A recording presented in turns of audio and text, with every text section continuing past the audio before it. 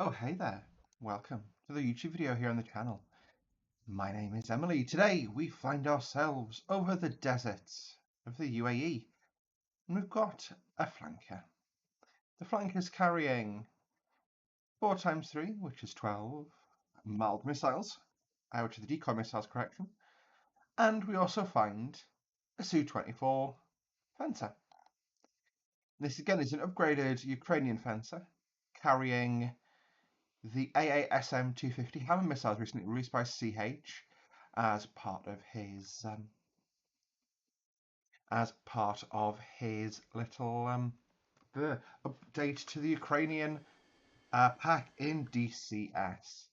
What we're attacking today is something that is a fairly common target, and I think is actually one that is quite difficult to take out without sort of saturating it with missiles, and that is a PANTSIR. This is, I guess you can see you've got 12 missiles and 2 guns.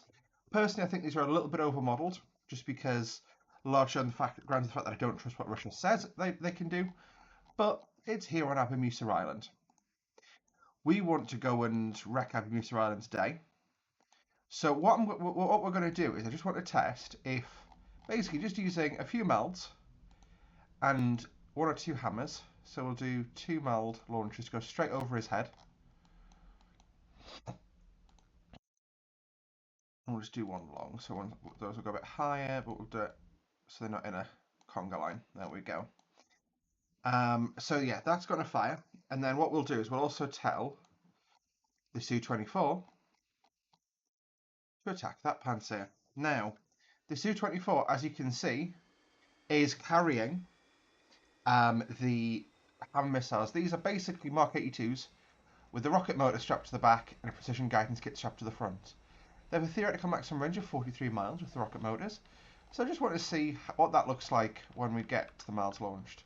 So you can see miles are on their way. They're picking up speed. This is a mild. To radar, this looks like a B-52.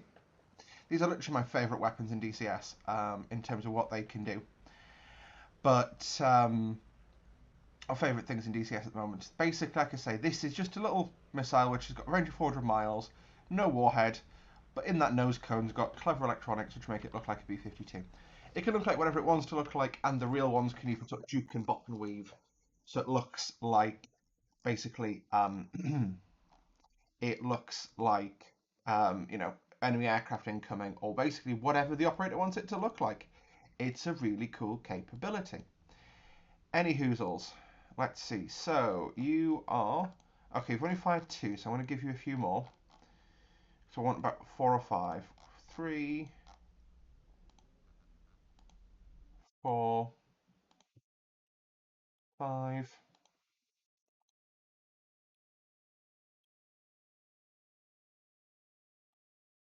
6, 7, 8. So we're firing 8 rounds at our target in front.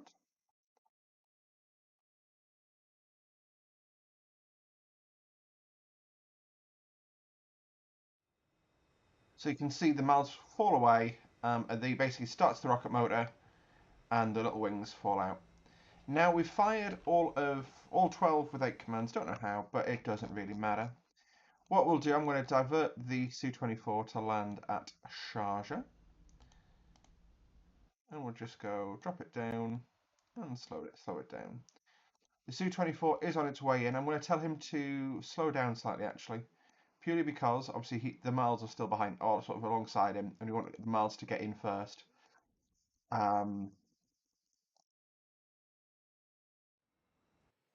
We'll fast forward just until we see the mild, so we want some of the bombs fall away.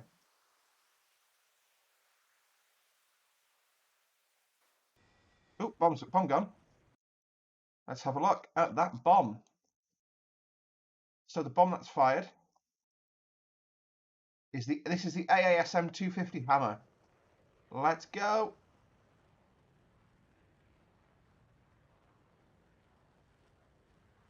And what we'll do is we'll put a second bomb down purely because I'm paranoid. But it looks like we will be able to hopefully quite riggedy wreck this air defense system. next bomb right next to it, so I see the splash damage will kill it. So you can see the bomb is it's not really got wings worth talking about, but you make anything do 700 knots, the glide ratio peters out after a while. So let's quickly watch from the PANTSIR's perspective. You've got the yes, so that's the bomb. The bomb's overtaking the PANTSIRs, so the Malds, but hopefully it's only overtaken 3, and it looks smaller, so it should hopefully get less priority in the engagement space. So that's all Malds. We'll go to the weapons screen just so you can actually see what's going on. Boop. Right. Let's go to. I'm gonna go to the hammer, I think, and ride the HAMERing. Actually, let's have a look at him. So he has expended 5 rounds of his 12. This is going to be interesting. Gunfire going out now. I can say 12 was probably a bit too high on the mild front for realism, but this could be interesting. Bombs fencing it tipping in now. The gunfire isn't coming into our area, which is interesting. And like I said, the bomb is falling in at 560 knots. This is impressive if this works out. Ooh. Yep. So the PANTSIR is not prioritized it at all. Look at that. That is somewhat crazy. So I'm going to really quickly get my screenshot. This right here is what you call a thumbnail.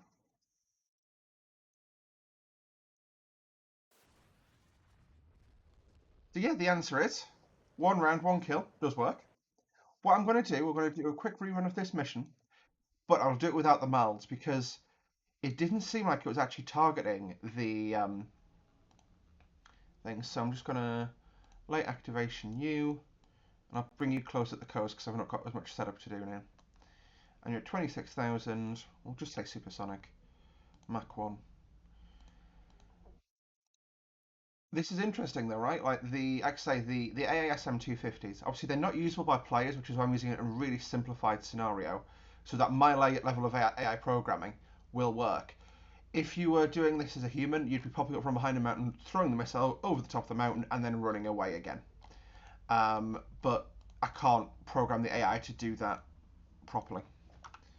So yeah, that's it. Just activating the PANTSIR to give it the best chance. So it's basically I'm expecting an air raid mode, and I see how this goes. Yeah, so he's got the wings back in bomb. Bomb's gone. We'll give him a sec. We'll give him 2 just for the fact that 2 bombs are not that expensive. We'll just go like that. So that's the second one.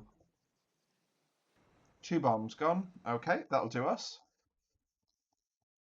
So what we'll do is we'll just say turn cold. So he's turning away now. Before the PANTSIR can even see him. We've got 2 bombs. This one's still got its motor burning on the way in. We'll fast forward time because the PANTSIR can't see anything yet.